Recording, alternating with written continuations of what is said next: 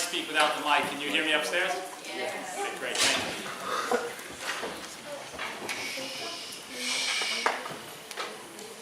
Cookie. The Kvod Harabanim,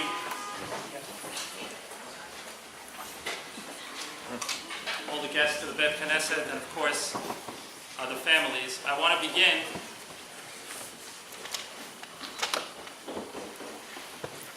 by expressing a gratitude, a thank you to Morris and Linda. I want to say thank you for choosing to have today's service here today. Aside from the fact that Albert prayed here, the Missrys and the Pardos and the extended are really a special part of the Bet Knesset here. We feel very close to you, and it's a tremendous honor to play even a small part in honoring this young man's life and being a part of your family. And I really wanted to make sure that I said that first and foremost, and if you hear nothing else and you hear that, I'm good.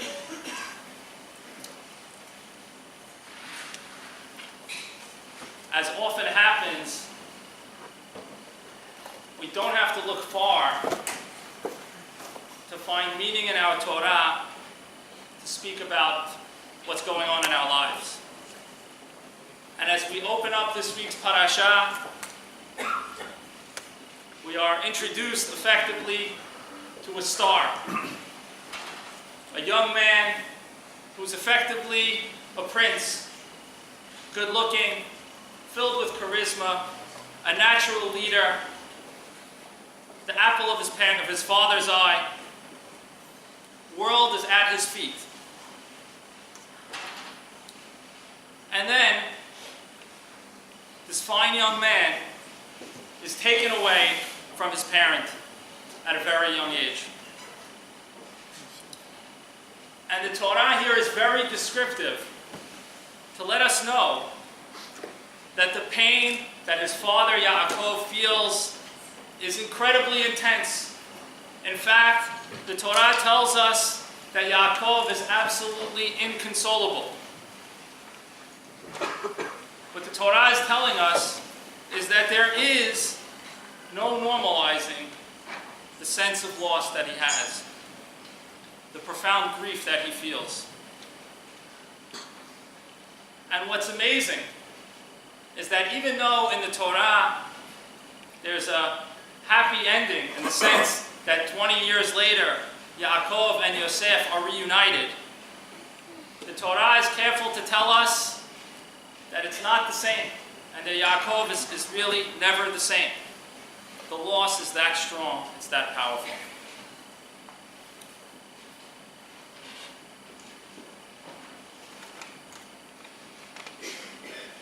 As I sat through the Levaya and the Arayat at the end of the Shiv'ah, it was the week of Hayeh Sarah, and it struck me that the pasuk which says that Abraham came lispod l'Sarah v'libkota, to eulogize Sarah and to cry for her, which seems to be out of order. It should be he cried and then he eulogized after he got his feelings together. But I think I understand what the Torah was saying. The Torah was saying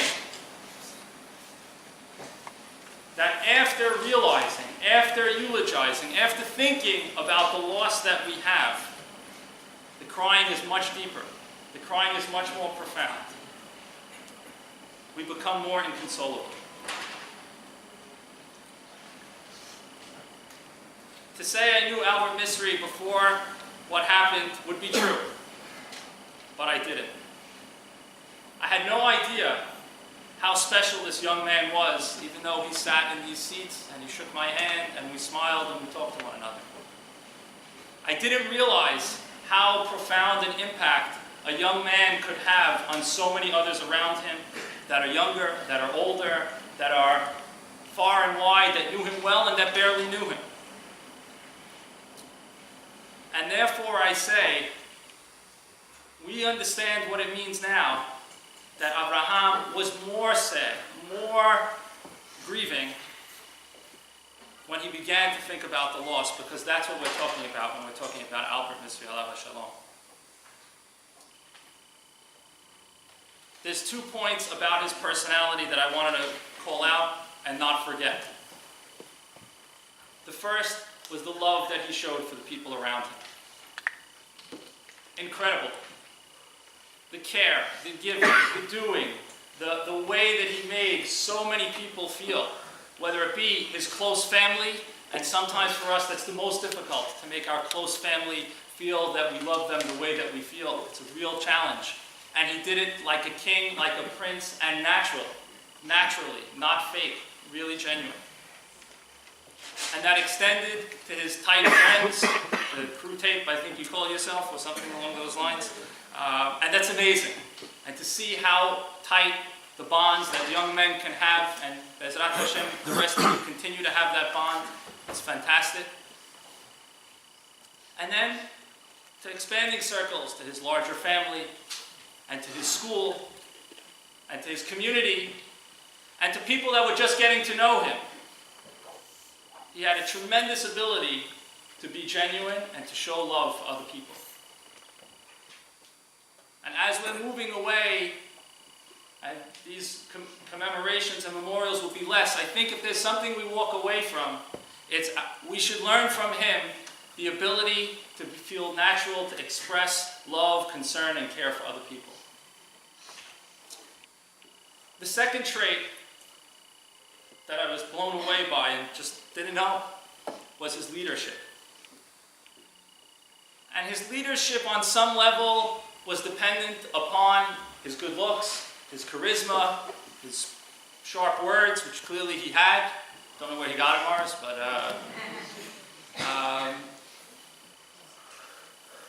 it was much more than that.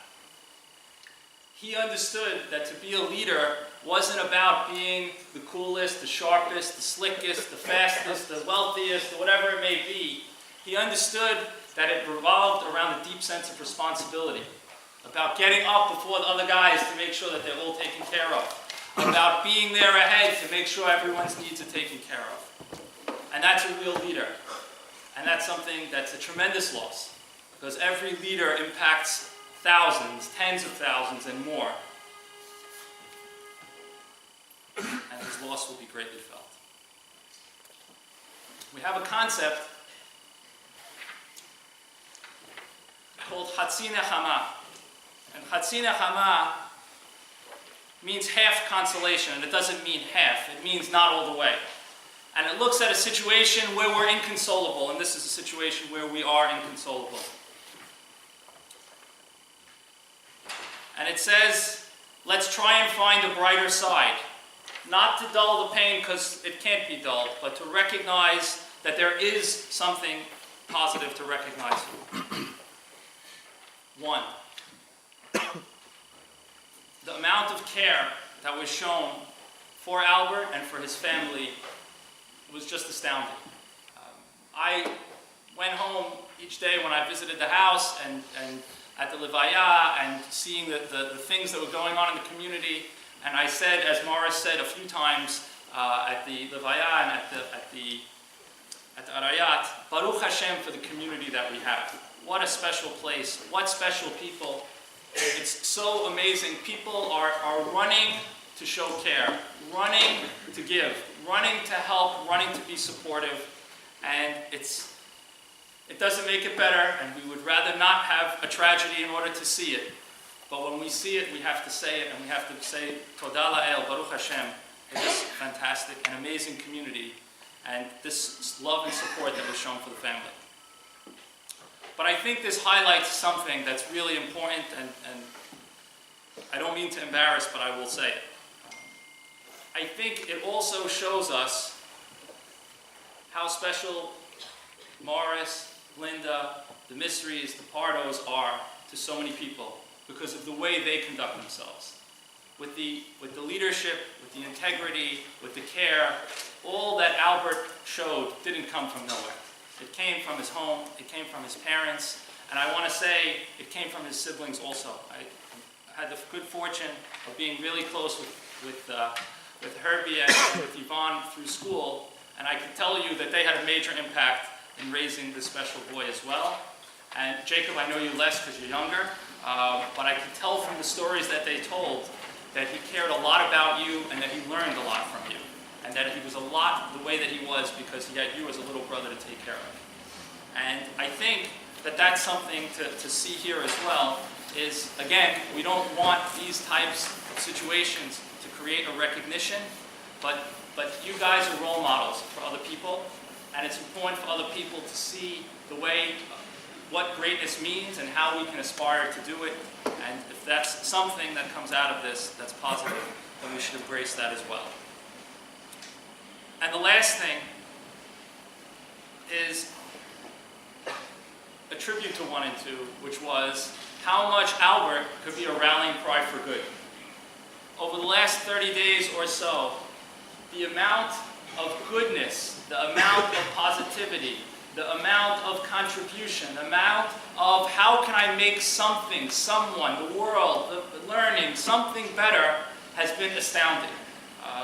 Whether it be things like selling bagels for tzedakah in all the community schools, or learning Torah at unprecedented levels, these are things that we really, really have to recognize as something that's a byproduct of our wonderful community and the wonderful people that are involved here. And I think we have to recognize that it's a beautiful thing, and it does not take away the pain, as I said before, but it does give us some degree of nechama. As part of that, I'm going to move on to the next speaker. So many of the young men of our community took the time over the last month to dedicate themselves to learning Torah. And I understand that the group of young men that were involved here finished Shas Mishnayot in memory of Albert. And I can tell you, this is a tremendous task. This is not a small thing. It's not easy, even for a seasoned scholar, to do this over the course of a month. And the fact that so many young men committed to do this is a beautiful sign. And one of the things that we do at a siyum is say, good job, keep going. And I think that's an important thing to do as well. To represent him, or to represent this siyum, is one of Albert's good friends, one of my good students also, Mr. Sam Silverman, who's going to say a few words, and he's doing this is in the middle of the Shas of the Mishnah. Sam, come on up.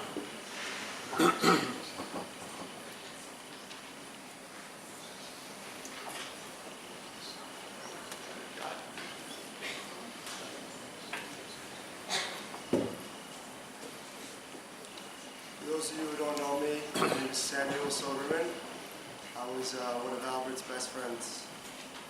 First of all, I'd like to thank Morris and Albert Missry for allowing me to say a few words about the importance of the Mishnah program that the community participated in Albert's Zechut. A few weeks ago, Rabbi Meir gave a shiur at my house in front of 100 of Albert's closest friends. The recurring theme in the rabbi's shiur was that after an atrocity or a tragedy, a lot of energy is created. The only question is, what do we do with that energy? The rabbi said, although this energy stems from a negative place, it can be transformed into something positive and powerful. I, for one, did not know how to react, but I could feel a spark inside me that I wanted to do and accomplish something great in Albert's memory. There was a story in Rabbi Yedid's shiur that particularly resonated with me, and I thought I would share it. There was a king that was so proud of one special diamond that nobody in the world had besides for him. Anytime he met an important person, he would instantly show off his beautiful diamond. One day, he was showing off the diamond to one of his friends, and the diamond slipped out of his hands and shattered into pieces. The king was devastated and declared a reward to anyone who could miraculously put the beautiful diamond back together. The reward, however, did come with a death penalty if the person failed to fix the diamond. One crazy and courageous man took on the challenge. He reshaped the diamond and filled the gap with beautiful flowers that made the new diamond even more precious than before. The king was ecstatic because he had finally filled the hole in his precious diamond and thereby in his heart. In reality, each and every one of us feels a hole in our hearts, like something's missing. Now the question becomes, how are we going to fill that hole? The Mishnah program is a perfect example of how to fill the hole in our hearts by turning our negative energy into a positive energy. I never understood why the Mishnah program was so important, but if you rearrange the Hebrew word Mishnah, you can see the word Neshama. It's now crystal clear to me why the program was so important. Be'ezrat Hashem, we should be as proactive as possible and continue to uplift Albert's Neshama as much as we can. Amen.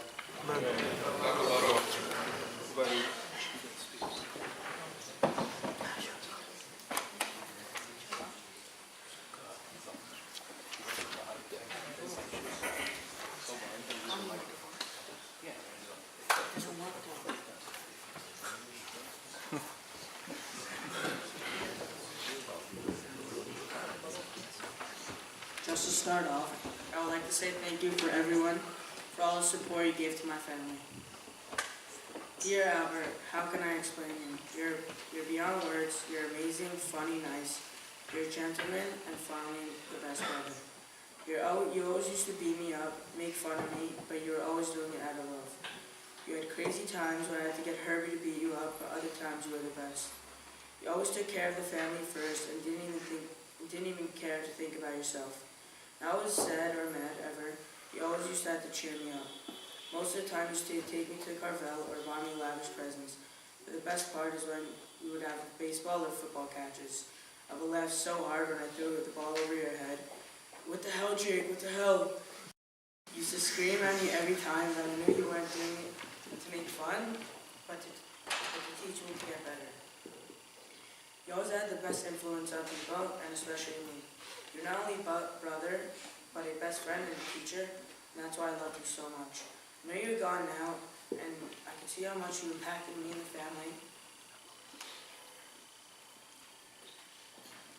You had a heart of gold. I learned now that they can't take anything for granted now. And you should always appreciate what you have until they or it is gone. I love you so much, I can't imagine what I'm going to do without you.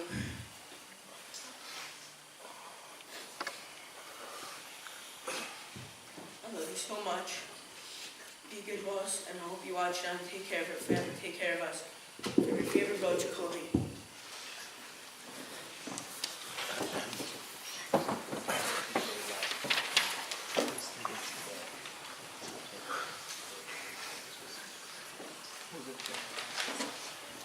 For those of you who don't know me, my name is Claude Pardo, Albert Missry's cousin. Al, you were the best cousin in the whole wide world. I love to hang out with you. Ever since I was little,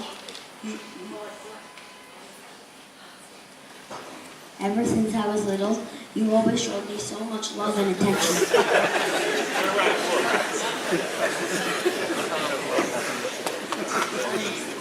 I heard that when I was a baby, and we were in Israel together, you took care of me the entire time. I will never forget you and the times we spent together. I remember one time I ate over you. On Friday night, you brought us to your room and snuck up our room pops. You loved to have fun. We hung out a lot. I also remember one Saturday morning, me, my dad, and my brother went to your house. You asked me to play soccer because it was your favorite sport and you loved to play in it and have fun. I said yes, and you ended up winning me 11-3. You believe that everybody should be together and happy. One time, when we were eating Saturday lunch by Grandma Arlette, me, you, Jacob, Nathan, and Cookie had a pillow fight. Al, you were so kind to others. When me, my dad, and my brother Cookie went to B'nai Yitzchak, right when we walked in, he used to say, "What's up?" and told me and Cookie to come sit next to you. You always knew how to make me comfortable and happy.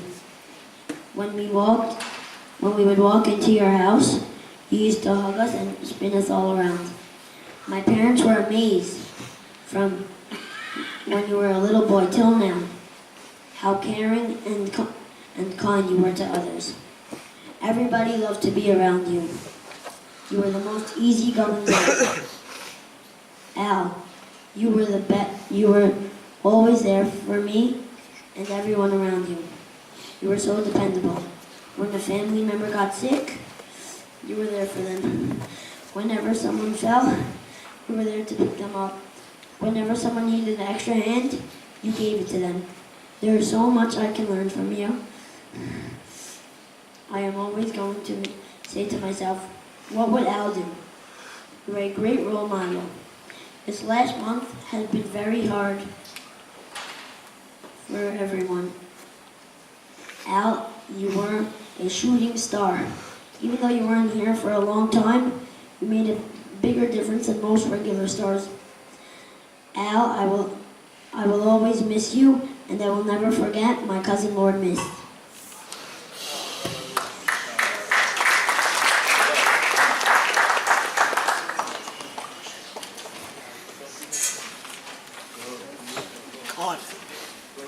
Brian. Wow.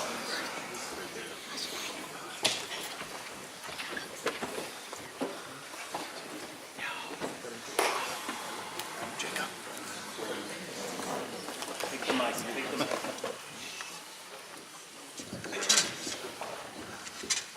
My name is Brian Agus. I'm a friend of Albert's and Maz. Loud. I'm about to read to you is a short letter I sent to the Missry family last night, one that I've been struggling to write for weeks. It finally hit me last night, a few hours before sending it, what the struggle was all about. I wasn't supposed to be writing the best thing I could about our dear friend Albert, but rather telling in the best way possible the integral role Albert played in my life since the day I met him. To the family and friends of Albert Missry, over the past month, since hearing about the tragic loss of my dear friend Albert Missry, my mind has felt like nothing short of a puzzle. A puzzle filled with a compilation of memories, stories, and most of all, questions. Day after day after night, as the puzzle I call my mind continued to expand, I was lost in trying to piece it together. I started with the memories, those I shared with Albert through high school, up until the most recent and unforgettable one that took place in Israel 6 weeks ago. The more I tried to expand them into real life, the more they inched away. It wasn't until this morning, the morning of Monday, November 13th, that I visited the secret behind Albert, his family, and realized that this is now real life. And although real life would never be the same without a rockin' big brother Al, I was blown away by his parents, siblings, and grandmother, who each embodied every aspect of him that we all loved and now cherished. Like a light bulb switching on, I finally understood how I could piece together this jumbled but precious puzzle. After a long but exciting move from Boca Raton, Florida to Englewood, New Jersey, I began high school at the Frisch School, a yeshiva located a few minutes away from my house in New Jersey. Although I came into 9th grade knowing a few kids here and there from Camp La Vie, it was obvious from the start that this was not my home. Countless nights I spent researching different schools and fighting thereafter with my parents as to why I would leave Frisch, why this wasn't the place for me. Little did they know, and even less did I, that high school would become my house of friends, my friends would become my family, and my family would become one. 2 years later, looking back, I cherish every single Google search and argument I had with my parents, knowing that it led me to learning and growing with Albert. My first time meeting Albert was that summer going into 10th grade. I decided that since I was switching to Ramaz, I should start to converse with the Ramaz kids, most of whom went to Camp Seneca Lake. Instantly, I, along with the rest of the camp, felt the newly founded power of the Syrians, who dominated the courts, the games, and all things social. Being that I'm half Syrian, I'm sure to keep it in fool you, I thought I'd try and get in with them sooner rather than later. I'll never forget the moment I approached Albert for the first time. Who, of course, was in the middle of an intense backgammon game, which I would go on to play him in many times, and still to this day take pride in beating him once or twice. With an almost immediate, "What's up, boss? I'm Albert," I felt I had been brought in by a loving father and knew I'd found my place. He guided me over those next few months, introducing me to my newfound crew of Ramaz guys, including Joseph Cohen, Stephen Eliyahu, and Daniel Dishi, who would ultimately become my high school family. Entering at my first year at Ramaz in my second year of high school, I expected it to be somewhat difficult, as the grade had already spent a year together. Instead, along with my cousin Alex Agus, I was welcomed by the entire Syrian community, led by the one and only real boss, Albert Missry. Whether it be messing around in classes, which we did plenty of, studying for classes, which we did minimal of, playing backgammon in the lounges, getting our usual morning coffee, or just talking the talk, Al was by my side no matter what. Yet even through all the fun and games, being the genius that he was, I banked on being in the same class as him in order to get a good grade. Somehow, to this day, I still don't understand how he's able to enjoy life to the fullest, every second of every day, and still succeed at the level that he did. Of course, David Bisharm and I had our weekly stock meeting scheduled to get the latest Al knowledge on what was happening in the markets. I say markets because he somehow knew every expert knowledge on every single industry, from Apple to Whole Foods to American Airlines. I had always assumed that his father was a stockbroker of sorts and he was just giving us inside information. But now I know that he was just a gift from God sent down to help others succeed as much as he did. What still amazed me most about the Albert I knew was how much he cared for others, including myself. From the day I met him, I regarded him as a legend. Yet typically, a legend becomes a legend from being awesome in and of himself. Albert is no longer a legend to me, but an angel who has all the characteristics of a legend. An angel whose sole purpose was to guide others in the way that he guided himself. From that first day I approached Albert, his tone, his smile, and his loving personality took me on an adventure that has lasted 5.5 years and will continue to last through myself, my future kids and grandkids, and generations to come. It was now last night, 7:12 p.m., Wednesday, December 6th, 32 days after losing the most integral person to so many people's lives. It's been 32 days of sadness, confusion, but most importantly, of realizing just how important friends and family are to our lives. The solution to the puzzle that I've been trying so hard to piece together has been right here all along. It's with you, his family, an anchor, showing the world just how special your boy was. It's with us, his friends and sidekicks, doing just about everything to show everyone who hadn't been touched by his pure soul just how pure it was and the positive impact that was brought out by his everyday actions. But most importantly, it's with Albert, Yaffa Shalom, the rock to our roll, the side to our kick, and the super to our hero, living on above us, making sure that we continue moving forward on the path he created and left for us to follow him.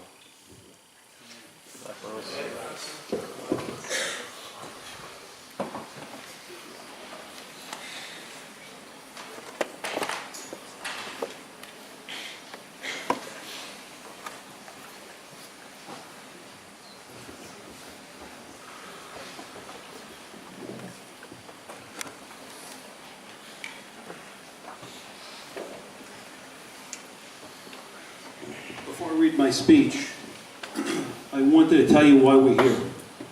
Besides for the fact that we used to come here every Shabbat, besides for the fact that we come here on the high holidays, we'll take a trip down memory lane 20 years ago, 21 years ago maybe longer. I told Linda I have to have a third kid. We had Yvonne and Herbie. I have to have a third kid, and she asked me why. I said because growing up, it was just me and Eileen, and my mother never had a third kid. My parents never had a third kid. Miscarriages, whatever the reason was, I needed to have the third kid. So we bought a house in 1985, and I said, Linda, okay, let's go. We have to have the third kid. Because you got to build me the house first. So I said, okay. So right after we moved into the house, December 1996, Linda conceived and Albert was born. We were deciding where to make the bris, the Brit Milah. We decided to do it here. That's why we're here today. This is where Albert was circumcised, and this is where he's being eulogized. I want to thank all the rabbis for coming today. Really appreciate it. And thank you all for giving me and my family the strength during the past 30 days. Inconsolable is a nice word. We're beyond inconsolable, but everyone here has given us tremendous strength, tremendous hope, tremendous support, and I really appreciate it, and I want to thank you all on behalf of my entire family. So here goes my speech, and after I speak, Albert Coco Pardo is going to read a letter that Linda wrote. Okay.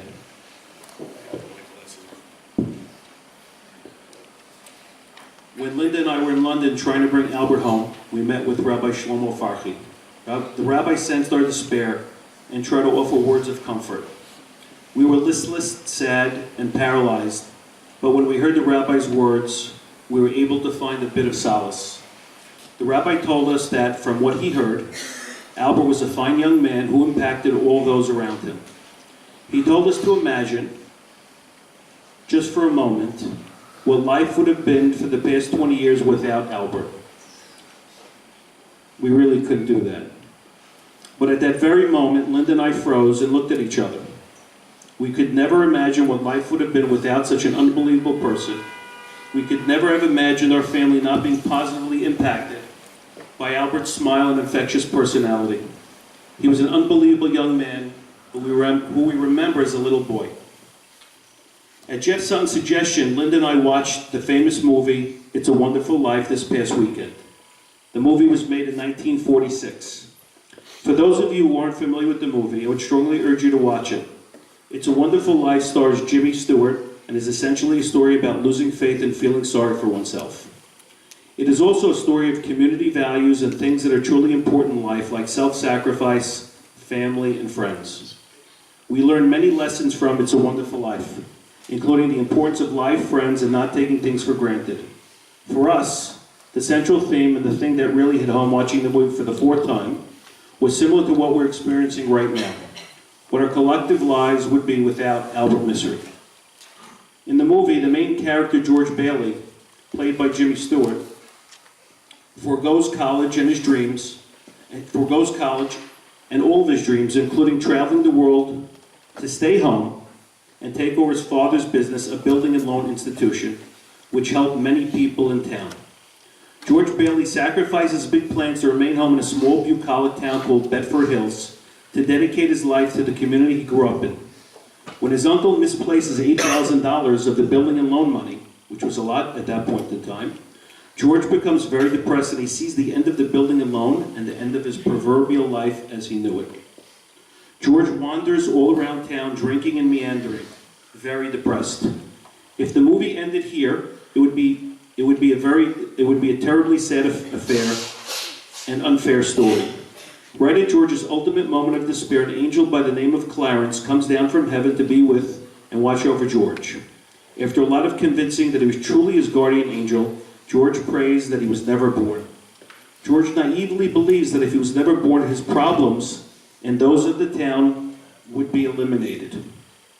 Clarence, the guardian angel, accommodates George's prayers, and his life is totally wiped out. Clarence and George then walk around town, and nobody knows George. No one recognizes him, and nothing in town is the same. His best friends don't remember him. His wife doesn't know him. And his beloved building and loan building is a house of ill repute. All of his friends' lives took a different path. One went to jail. One got divorced. His uncle went to an insane asylum. His brother, who he saved as a young boy from drowning, actually drowned. His wife was an old maid because he never married her, and his kids didn't exist. The whole profile of the town changed. A beautiful small town became a cold and cruel atmosphere dominated by peep stores and burlesque shows.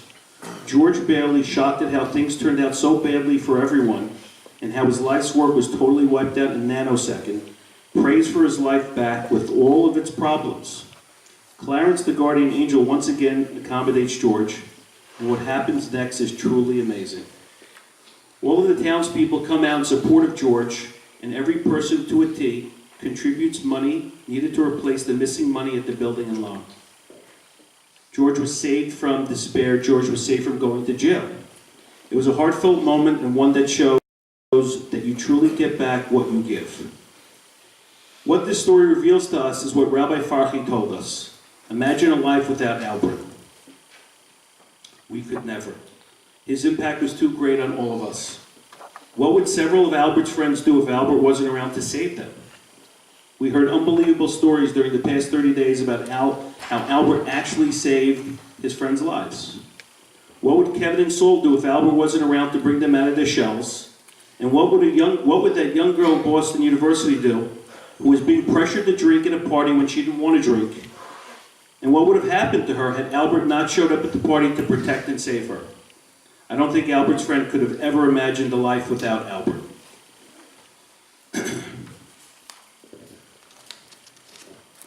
Our heartache is unimaginable, yet we take solace in all of the stories we've heard from Albert's friends and how Albert always tried to encourage his friends to do great things. Whether it was their new business ventures or whether it was someone coming out of their shell, Albert's protective nature over his friends or trying to convince his friends to stop doing something that wasn't good for them. Albert was a proactive person. He didn't wait for something to happen. He took action when he saw the need to take action. Albert was extremely principled and always stood up for what the right thing to do was. Albert was a very respectful young man who respected everyone, including the little guy in the street, the waiter in the restaurant, or an Uber driver. He hugged the woman at the laundromat where he went every week to wash his clothes. I'd venture to guess that not many of us would hug the woman at the laundromat. Albert loved life and lived every moment as it was his last. Ladies and gentlemen, life is a series of lessons. We learn lessons in good times, and we learn better lessons in challenging times. In times of adversity, the true character of a man shines through. As a famous American patriot and father of the American Revolution, Thomas Paine, once said, "These are the times that try men's souls. These are the times that try men's souls." We're blessed to live in a wonderful community. We're blessed to have a wonderful family and wonderful friends. We learned the true meaning of family, friends, and faith during the past 30 days. We hope that each and every one of you has taken something from this incredibly difficult process and from this incredible young man who lost his life way too early. We pray that each of us learns something and makes tangible changes in their lives to impact the lives of others. To impact the lives of others, not ourselves. As Mark Twain, and the last line in It's a Wonderful Life said, "No man is a failure who has friends." No man is a failure who has friends. George Bailey had a whole town of friends. And my superstar son, Albert Missry, has an entire universe of friends. Thank you very much.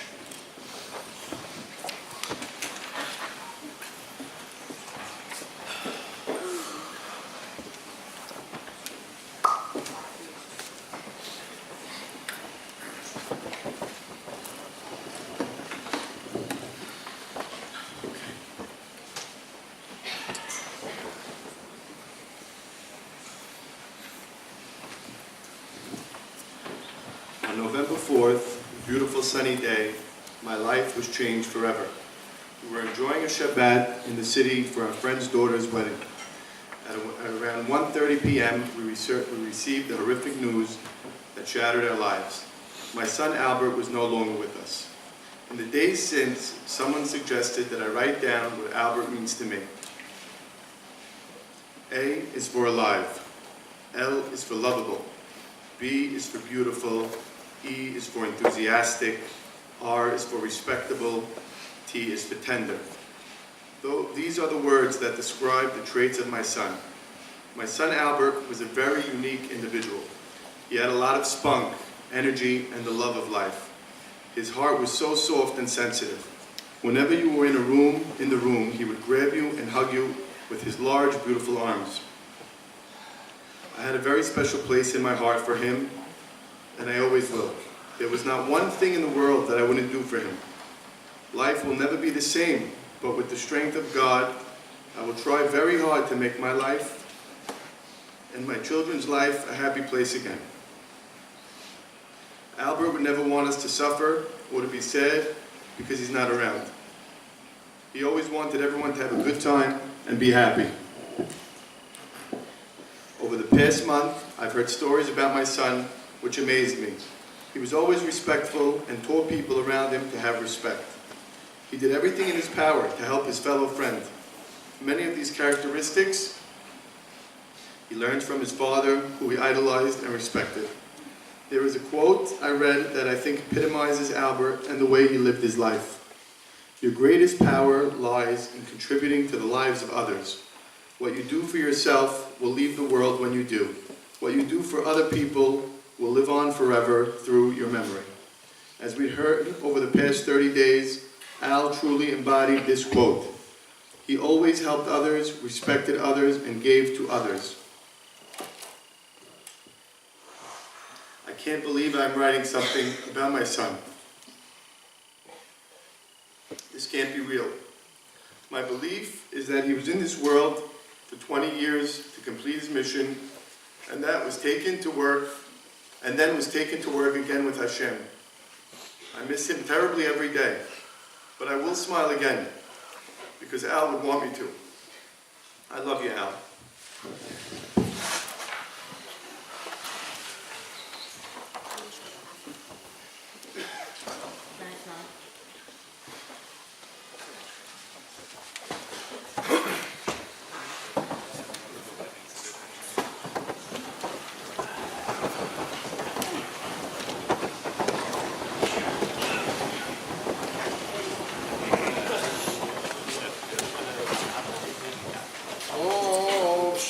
שמן טוב, ביום המוות, ביום היוולדו, סוף דבר הכל נשמע, את האלוהים ירא ואת מצוותיו שמור כי זה כל האדם. יעלזו חסידים בכבוד, ירננו על משכבותם, מנוחה נכונה וישיבה עליונה, תחת כנפי השכינה במעלת קדושים וטולים, כזוהר הרקיע מאירים ומזהירים, בחילוץ אסמים וכפרת אשמים, והרחקת פשע והקרבת ישע, וחמלה וחנינה ובשוכן מעונה. בכל הכתבה לחיי העולם הבא, שם תהיה מנת ומחיסת וישיבת נפש השם הטוב אברהם דוד בן יפה, שנפטר בקיצור ימים ושנים. רוח אדוני תניחנו בגן העדן, תתפטר מן המעדן כרות אל המלך שמיה ורע המלך ברחמם ויחוס ויחמון עליו, וילווה אליו השלום, על משכבו יהיה שלום. נכתיב יבוא שלום ינהו על משכבו תמולק נכוחו הוא וכל בני ישראל, השוך ובמות הרחמים והסליחות, וכן ירסום ונאמר אמן. למוות לנצח, מחר דמיים דמעה, מעל כל פנים יחבד עמו יסים, מעל כל עסקי אדוני דבר.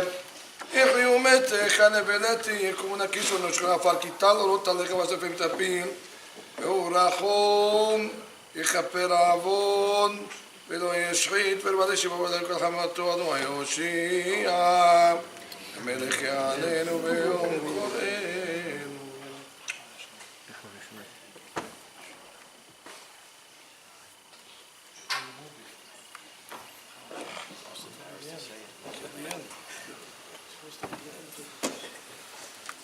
Everyone make a beracha, please, and thank you all for coming.